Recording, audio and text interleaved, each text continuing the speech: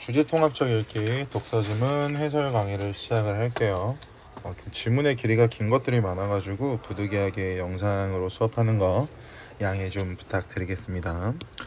지금 보게 될 글이 우리가 지난번에 잠깐 봤던 글처럼 주제 통합적 읽기라고 해서 이번 수능에서 좀 트렌드처럼 나올 것 같은 글입니다. 지문의 길이가 상대적으로 길게 보이겠지만 각각의 글에서 말하고자 하는 중심 내용을 파악하시면서 보시면 상대적으로 수월하실 것 같습니다. 각을 먼저 가겠습니다. 외국과의 무역 및 자본 이동이 자유로운 개방 경제. 그럼 첫 번째 줄에서 우리가 가지고 가야 될 정보는 뭐냐면 개방 경제가 뭔데? 라고 물어봤을 때 외국과의 무역과 자본 이동이 자유로운 것을 말합니다. 라고 보시면 됩니다. 이러한 개방 경제에서는 1번 고용 성장과 같은 대내, 즉 나라 내의 거시 경제 변수뿐만 아니라 경상수지와 같은 대외 거시 경제 변수도 정부가 경제 정책을 설정하는 데 있어서 중요하답니다. 이때 경상수지란, 그럼 경상수지는 대외 거시 경제 변수와 연관된 것이 될 텐데 왜 이렇게 연관을 지을 수 있냐면 아까 우리 아니라라고 읽은 이 뒷부분 보시면 되겠죠. 경상수지와 같은 대외 거시 경제 변수라고 나와 있으니까 경상수지라고 하는 게 대외적인 것이다 라고 캐치하는 건 어렵지 않으실 겁니다. 한 국가가 상품과 서비스를 수출하여 벌어들인 외화라고 나와 있죠. 결국 수출해서 벌어들인 돈이니까 얘를 뭐라고 할 수 있냐면 수출액이라고 설명할 수 있을 겁니다. 또 외국에 상품과 서비스를 수입하기 위해 지급한 외화에 라고 나와 있는데 여기까지는 수입하기 위한 돈이니까 수입액이 될 겁니다. 됐죠? 의 차이를 말하며 지급한 외화보다 벌어들인 외화가 많으면 경상수지 흑자, 적으면 경상수지 적자라고 말한대요. 그럼 제가 필기할 공간이 없으니까 그냥 위에다가 막 할게요. 그럼 이 부분을 간단하게 보자.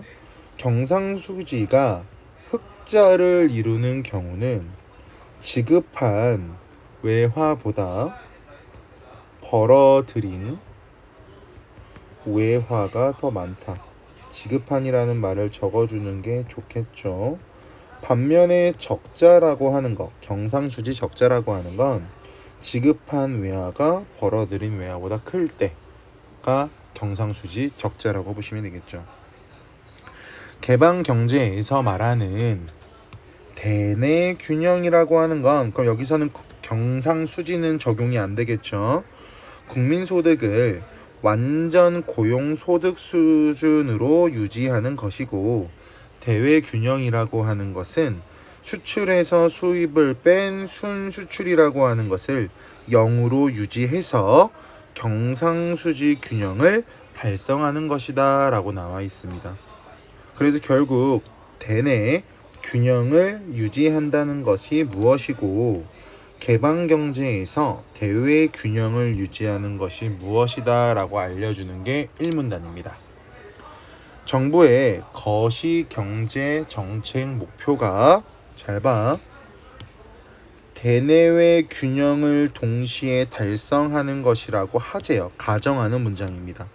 그럼 여기서 대내외 균형을 동시에 달성하려면 1문단에 나와 있는 제가 빨간색으로 묶은 부분을 모두 충족해야 대내외 균형이 동시에 달성이 가능할 겁니다.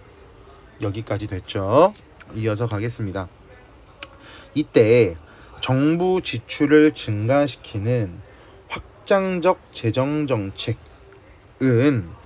국민소득을 증가시키면서 순수출을 감소시킨답니다.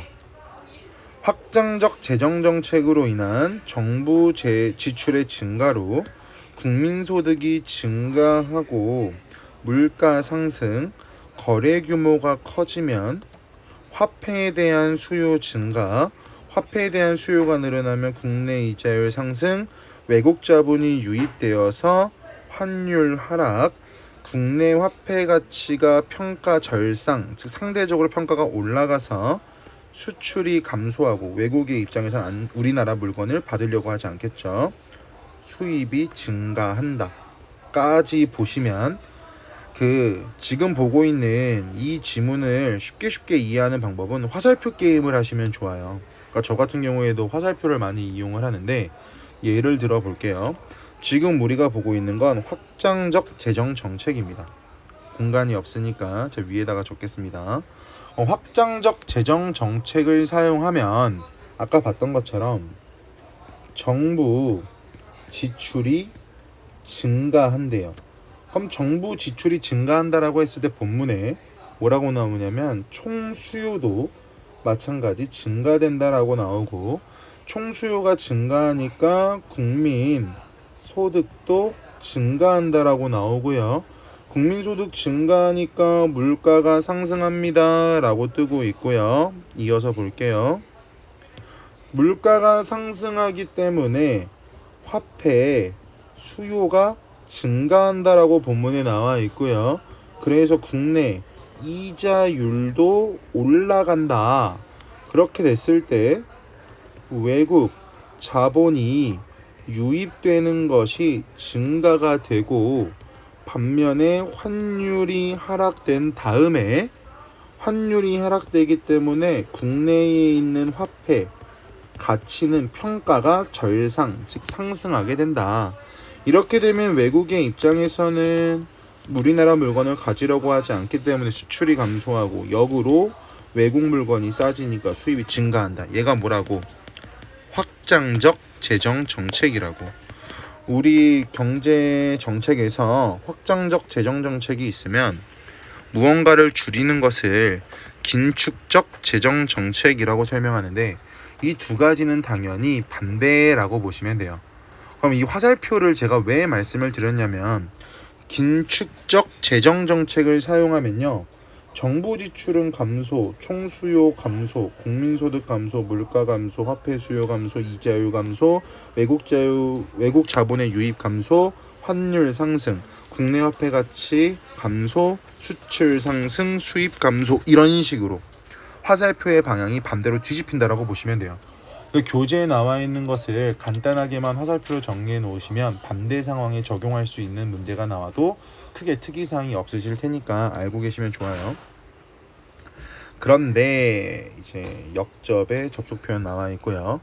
기존의 경제 상태가 경기 불황에다가 경상수지 적자가 결합된 경우라면 이라고 나와 있죠. 그러면 지금 보고 있는 부분이 어떤 상황인지를 우리가 생각해 보면 좋은데, 필기 공간이 없으니까 그냥 제가 옆에다 적고 지울 겁니다. 여러분들 필기는 잘 해보세요. 됐어요?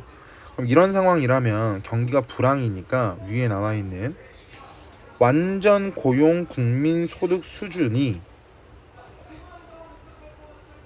당연히 도달하지 못했을 거고요.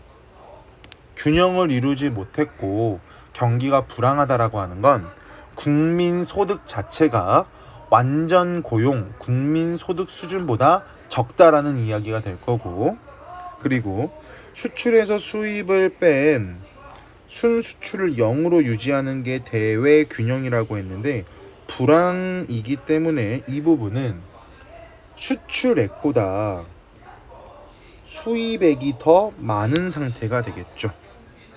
되었죠? 재정 정책만으로 대내외 균형을 동시에 실현할 수 없는 경우가 발생한다. 문제가 발생한다.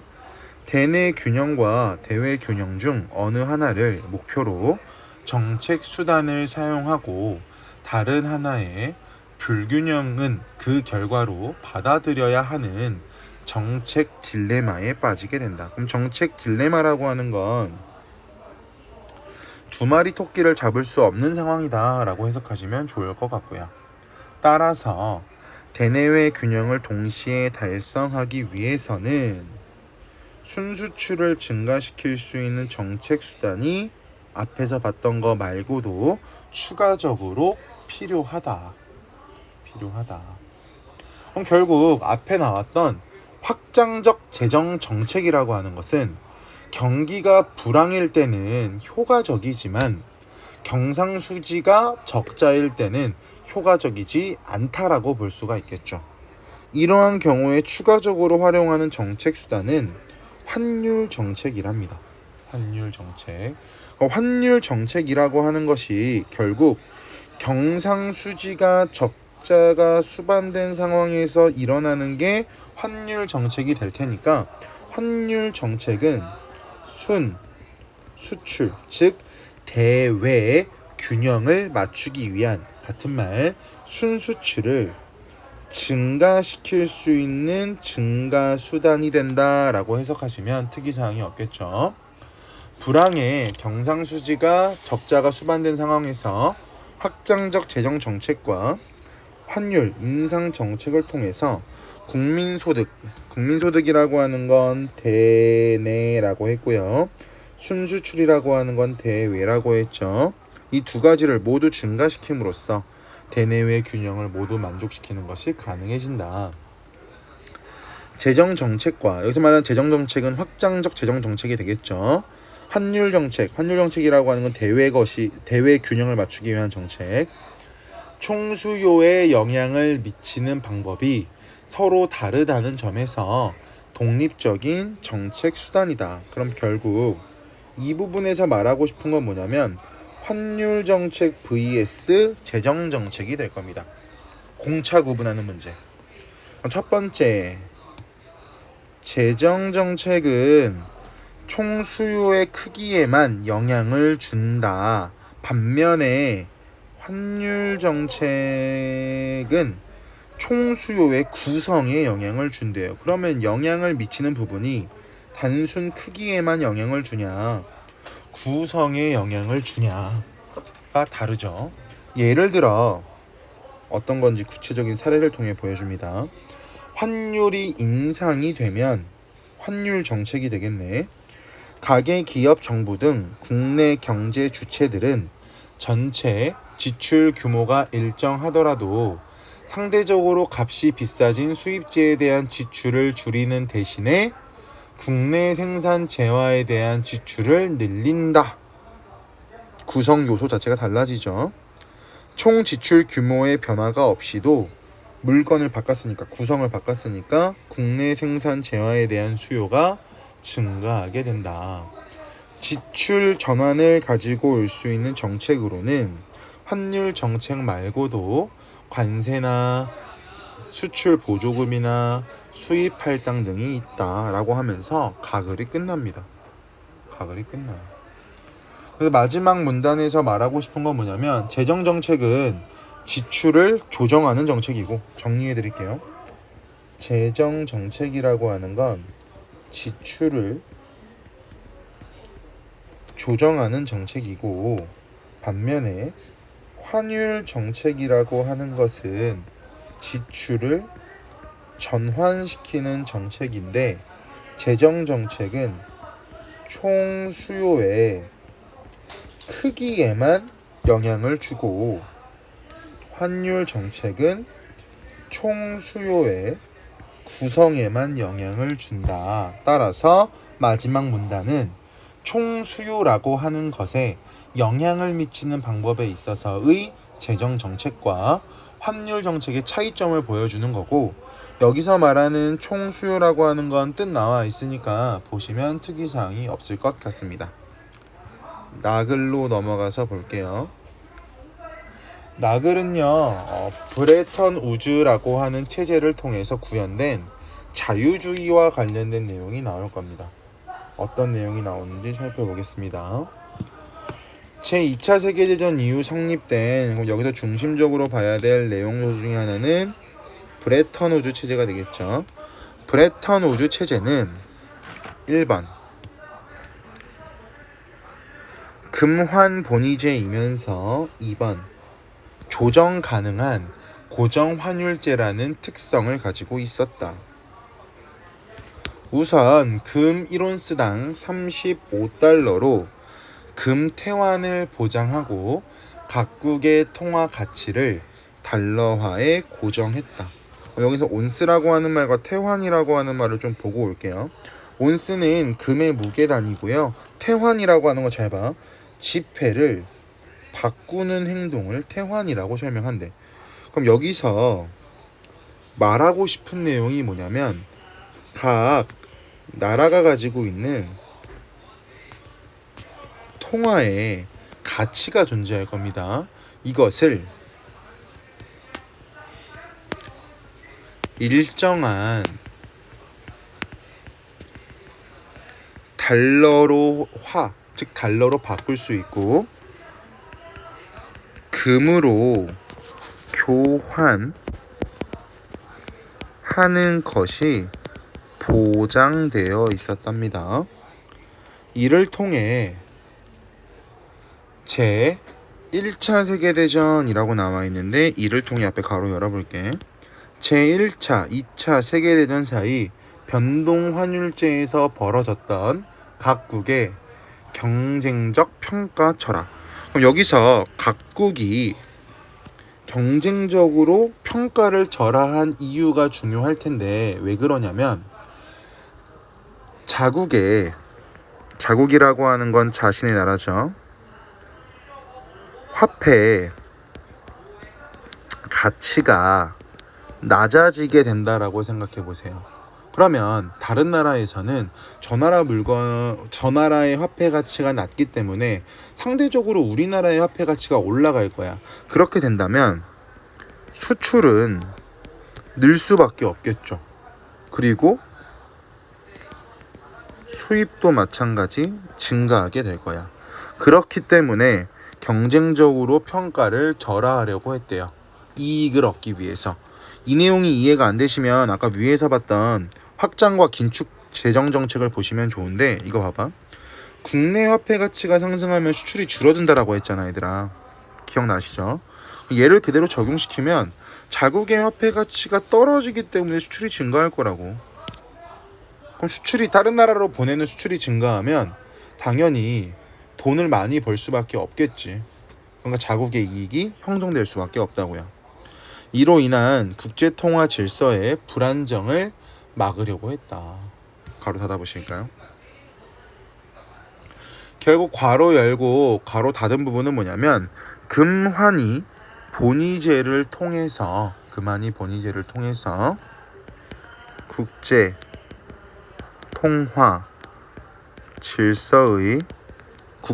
통화 질서의 안정성을 추구하려고 했다라고 보시면 되겠죠.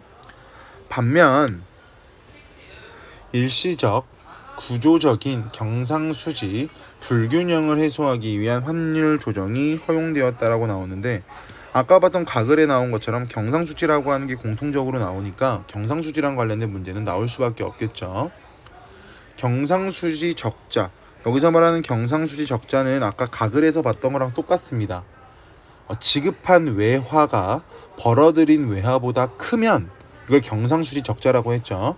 를 해소하기 위한 환율 인상. 여기서 말하는 환율 인상이라고 하는 건 아까 봤던 경상수지 적자에서 해결하는 방법 뭐가 있었어요, 얘들아? 환율 정책을 추가적으로 사용해야 한다라고 했잖아요. 가글에서. 기억나세요? 여기요. 제가 분홍 색깔의 동그라미 치고 있죠. 이 부분에서도 경상수지 적자를 해결하기 위해서 환율 정책을 쓴다라고 했잖아. 그것처럼 지금 나글에서도 경상수지 적자를 해결하기 위해서 환율을 인상한대요. 그럼 이것도 마찬가지 환율 정책적인 측면이 적용되는 부분이니까 알고 계시면 좋겠죠. 환율을 유지한 채 경상수지의 균형 회복을 위해서 모든 분압을 각국의 국내 경제가 지게 되는 사태를 막으려고 했다. 제1차 세계대전 이전의 금 본위제 하에서는 고정 환율을 통한 국제통화 질서의 안정이 최고의 목표였기 때문에 이건 1문단에 나오는 내용이 되겠죠. 이건 1문단에 나왔던 내용. 경상수지 불균형은 전적으로 국내 가격 변동으로 해결을 했었답니다. 즉 환율을 유지하기 위해서 국내의 물가나 임금이 바뀌는 것은 감수했대요. 대외적인 균형을 위해서.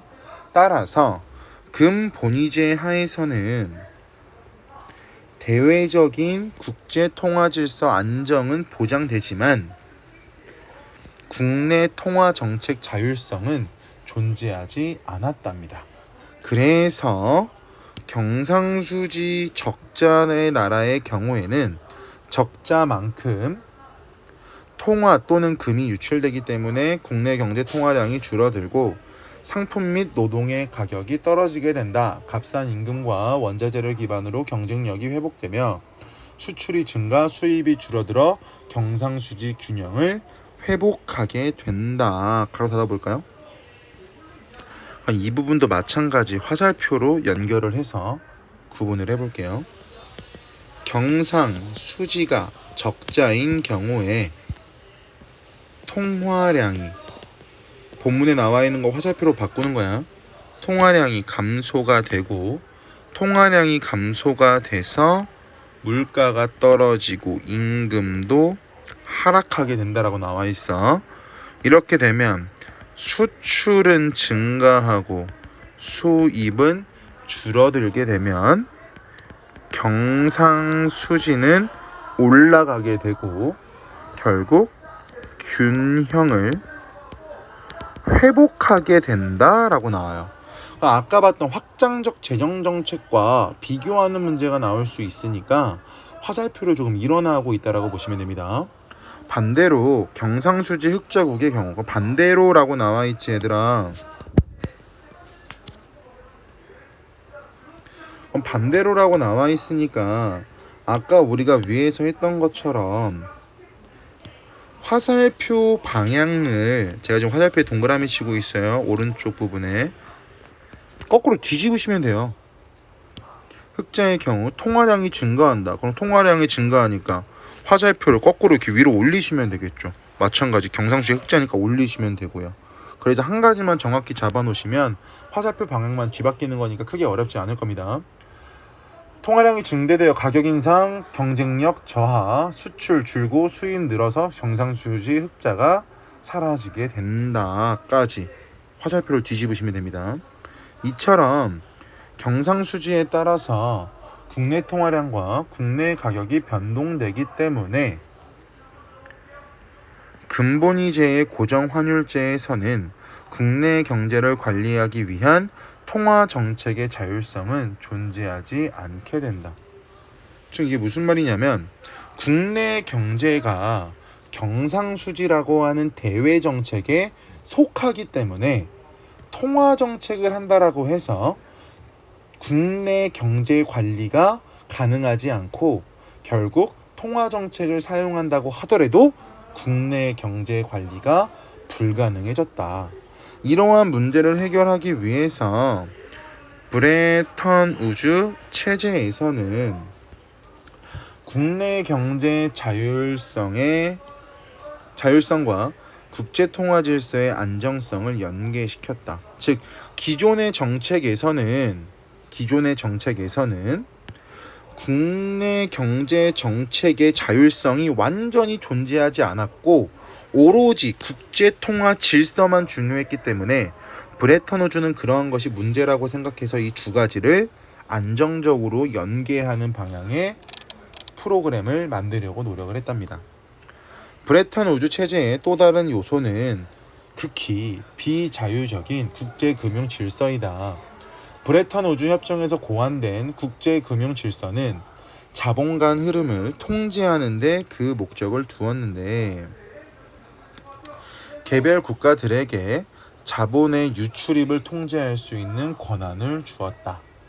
국제금융의 자회화를 억제시킨 근본적 동기는 연계된 자유주의를 구현하려고 하는 데 있었다는데 문제 풀기 위한 중요한 포인트, 연계된 자유주의. 항상 네모가 나오면 그 뒷문장을 보시면 좋습니다. 첫째, 자본의 자유로운 국제적 이동은 거시 경제 정책의 장애로 작용할 수밖에 없었다. 조세, 인플레이션 등을 회피하기 위한 자본 유출. 자본 유출이라고 하는 건 결국 조세라고 하는 세금을 피하기 위한 자본의 국제적인 이동이라고 보시면 되겠죠. 그러니까 해외로 빼돌린다고 돈을. 일어날 경우 각국의 국내 경제 정책이 원만하게 작동할 수가 없었기 때문에 강력한 자본 통제가 필요했다. 둘째, 자본의 자유로운 이동 하에서는 국제통화 질서의 안정과 이를 기반으로 한 자유무역 질서가 위협을 받는다. 대규모 자본의 빈번한 이동은 환율 체제 변동을 가지고 오게 되고 각국의 경상수지에 중대한 위협을 초래하여 결국 보호주의의 정치적 압력을 가중시킬 것이므로 국가 간 자본 이동이 통제될 필요가 있었다. 요컨대 고정환율제와 독자적인 통화정책, 국가 간 자유로운 자본 이동은 동시에 성립이 불가능하기 때문에 통화정책의 자율성과 국제통화질서의 안정을 위해서 자본의 이동을 규제했고, 브레턴 우주의 체제에서는 국내 경제와 국제 경제를 연계시킨 전후 국제 경제 질서 성격이 그대로 구현되어 있었다라고 하면서 끝나고 있습니다.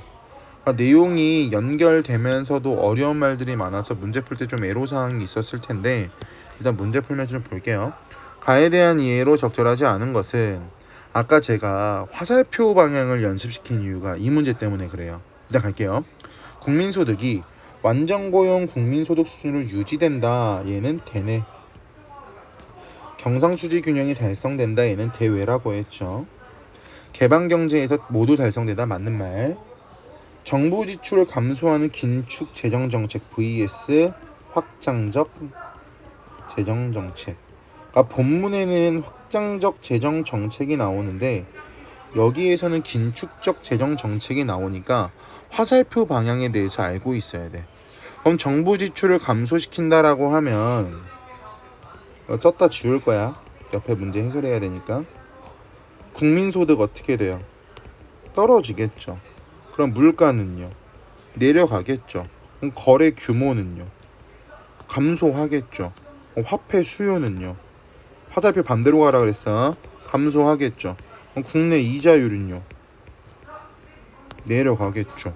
근데 국내 이자율이 상승한다라고 했으니까 틀렸겠죠. 정답은 2번으로 끝납니다. 그래서 긴축이라는 말이 안 나왔지만 문제로 나올 수밖에 없는 이유는 확장과 긴축은 반대되는 말이다. 그래서 앞에 나오는 걸 화살표로 정리해 놓으면 뒤에 것도 충분히 할 수가 있기 때문에 크게 문제가 될 것 같지는 않고요. 아래 나와 있는 3, 4, 5번은 읽지 않아도 좀 쉬운 부분인 것 같아서 건너뛰고 바로 가겠습니다. 나의 가나다를 이해한 내용으로 적절한 것은 이라고 나와 있습니다. 가는 제2차 세계대전 이후에 성립된 브레턴 우주의 체제, 나는요 제1, 2차 세계대전 사이 변동환율제, 다는요 1차 세계대전 이전의 금 본위제입니다. 시기가 다르죠. 엄연히 따지고 들어가면요 순서대로 배열하면 다, 나, 가가 될 겁니다.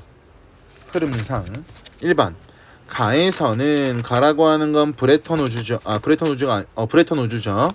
가에서는 다와 같이 다는요 금 본위제였습니다. 환율이 일정하게 고정되지만 고정됐어요.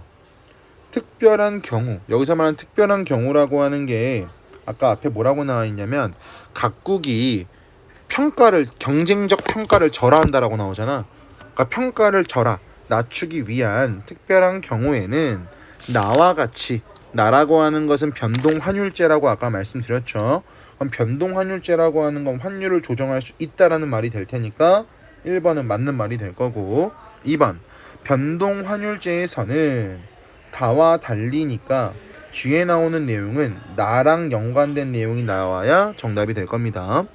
각국이 경제적 이익을 위해 환율을 조정하여, 다는요 환율이 조정이 안 됐죠.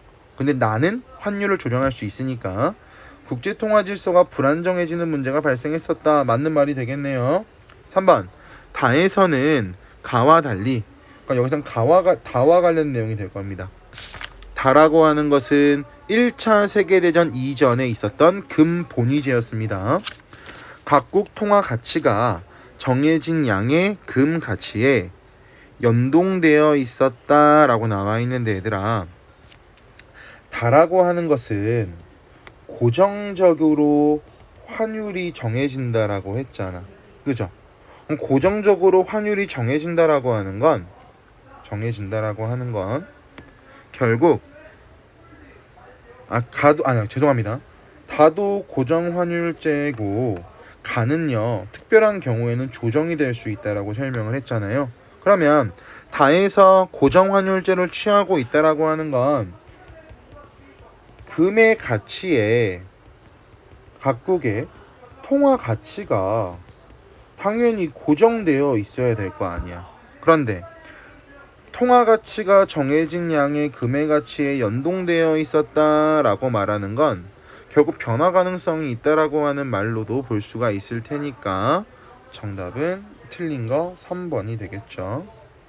4번, 다에서는 나와 달리 각국의 경상수지 불균형은 국내 가격 변동에 의해 조정되었다. 마찬가지 맞는 말. 5번, 가와 나는 모두 구조적인 경상수지 적자를 해소하기 위해 자국의 통화 가치를 평가절하할 수 있다. 마찬가지 맞는 말이 될 테니까 정답은 3번으로 끝나겠죠. 그 다음 넘어가서 28번 가겠습니다.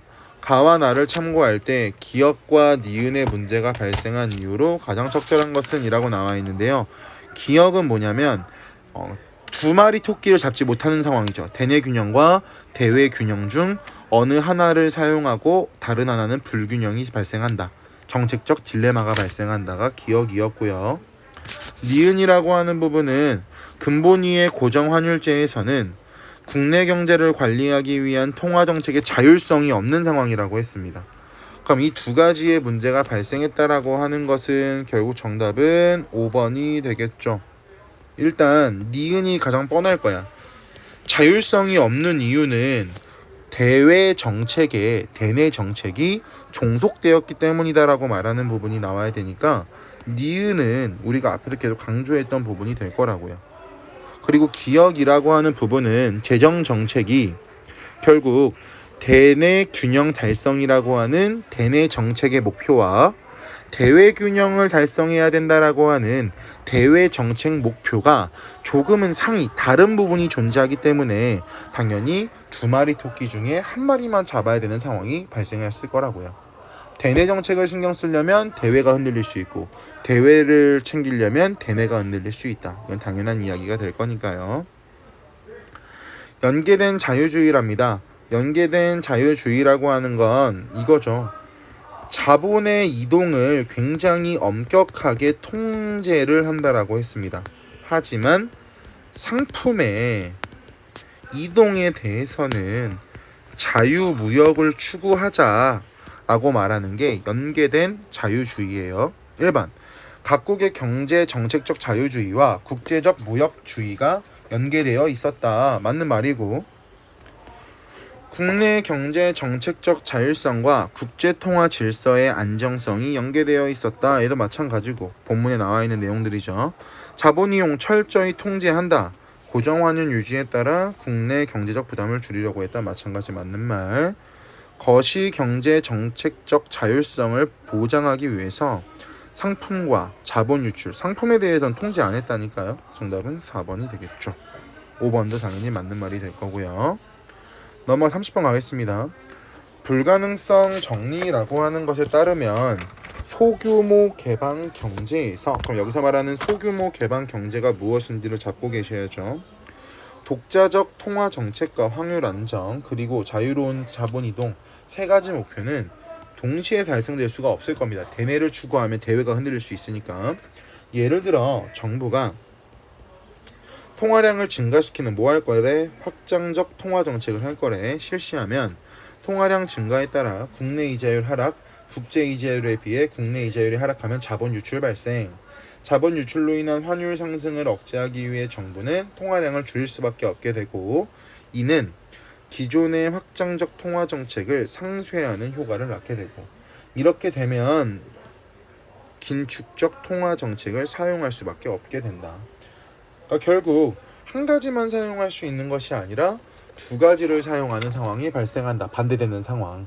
동시 성립이 불가능하니까요. 그럼 결국 동시 성립이 불가능하다라고 하는 건 두 마리 토끼를 잡을 수 없다라고 하는 부분을 생각하고 접근하시면 되고, 예를 바탕으로 본다면 한 가지의 기능만 수행해야 되지 두 가지를 모두 다 가져갈 수 없다. 정답은 4번이 되겠죠. 고정환율제 하에서 자본 유출입이 자유로운 경우 통화 정책은 고정환율을 유지하기 위한 기능만 수행을 해야지 두 가지의 기능을 수행할 수 없기 때문에 정답은 4번이 될 겁니다. 아래 나와 있는 문맥이라고 하는 건 여러분들이 뭐 읽으면서 풀으셔도 어렵지 않은 거라 정답은 4번으로 끝낼 거고요.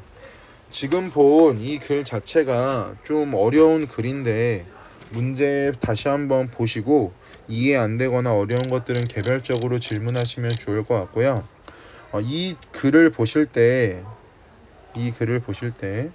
여러분들이 연계해서 보면 좋은 것이 뭐냐면 수능 특강에 사회, 독서죠.